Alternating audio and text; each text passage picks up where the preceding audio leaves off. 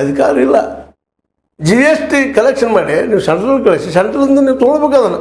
60-40 ಅಂತ ಹೇಳ್ತಾರೆ. 60-40 ಯಾವ ಸ್ಟೇಟಿಗೂ ಬರೋದಿಲ್ಲ. ಇದೇ ಕರ್ನಾಟಕದ ಸ್ಥಿತಿನ ಈಗ ನಾವು ನೋಡಿದ್ದೀವಿ. 3.5-4 ಲಕ್ಷ ಕೋಟಿ ಪ್ರತಿ ವರ್ಷ ನಾವು ತೆರಿಗೆ ಕಟ್ತೀವಿ. ಅದ್ರಾಗ ಏನೋ 30-40 ಸಾವಿರ ಕೋಟಿ ಅಥವಾ 50 ಸಾವಿರ ಕೋಟಿ ಕೊಡ್ತಾರೆ ಅಂತೇಳಿ.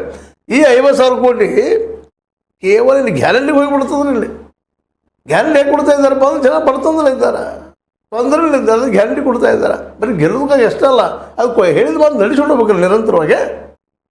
ಈಗ ಅದನ್ನ ಸಾಧ್ಯ ಆಗ್ತಾ ಇಲ್ಲ.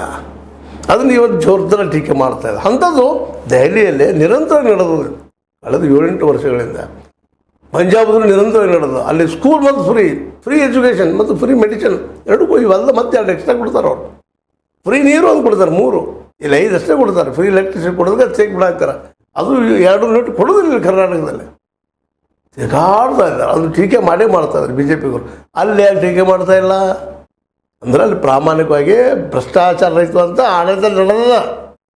ಅಷ್ಟೇ ಅಲ್ರಿ, ಪ್ರತಿ ಮನೆಗೂ ಅಲ್ಲಿ ಜನರಿಗೆ ಇವತ್ತು ತಹಸೀಲ್ದಾರ್ ಆಫೀಸ್ ಇರ್ಬೋದು, ಇವತ್ತು ಮುನ್ಸಿಪಾಲ್ಟಿ ಇರ್ಬೋದು ಅಥವಾ ಕಾರ್ಪೊರೇಷನ್ ಇರ್ಬೋದು, ಅಲ್ಲಿ ಅಧಿಕಾರಿಗಳಿಗೆ ನೀವು ಆಫೀಸ್ ಹೋಗೋ ಅವಶ್ಯಕತೆ ಇಲ್ಲ.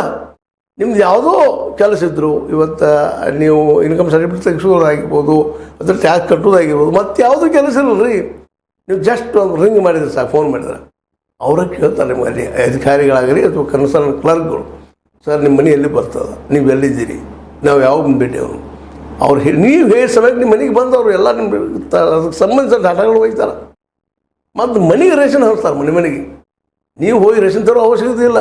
ಇಷ್ಟೆಲ್ಲ ವ್ಯವಸ್ಥೆ ಕೊಟ್ಟು ಸಹಿತ ಈ ಭ್ರಷ್ಟಾಚಾರ ರಹಿತವಾದಂಥ ಆಡಳಿತ ಕೊಟ್ಟಿದ್ದಕ್ಕಾಗಿ ಇವತ್ತಲ್ಲೇ ಗ್ಯಾರಂಟಿಗಳು ಯಶಸ್ವಿ ಆಗ್ತಾ ಇದ್ದಾವೆ.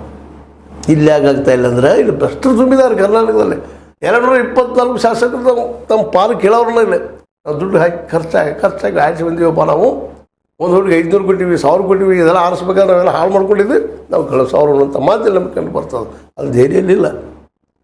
ದೆಹಲಿಯಲ್ಲೇ ಪೇಮೆಂಟ್ ಹೆಚ್ಚು ಮಾಡಿದ್ದಾರೆ ಅವ್ರದ್ದು, ಇಲ್ಲ ಅಂತಲ್ಲ. ಅದು ಇವತ್ತಿನವರೆಗೂ ಎದುರಾಳಿ BJPಗರಿಂದಲೇ ಯಾವುದೇ ಆರೋಪ ಮಾಡೋಕ್ಕಾಗಿಲ್ಲ. ಈವನ್ ಕಾಂಗ್ರೆಸ್ನೂ ಸಹಿತ ಆರೋಪ ಮಾಡೋಕ್ಕಾಗಿಲ್ಲ.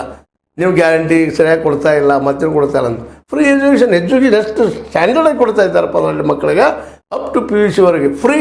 ಅದ್ರ ಮೇಲೆ ಸರ್ಕಾರ ಗ್ಯಾರಂಟಿ ಹೈಯರ್ ಎಜುಕೇಷನ್ಗೆ ತಮ್ಮ ಬಜೆಟ್ 15-20% ದುಡ್ಡು ತೆಗೆದಿಡ್ತಾ ಇದ್ದಾರಲ್ಲೇ.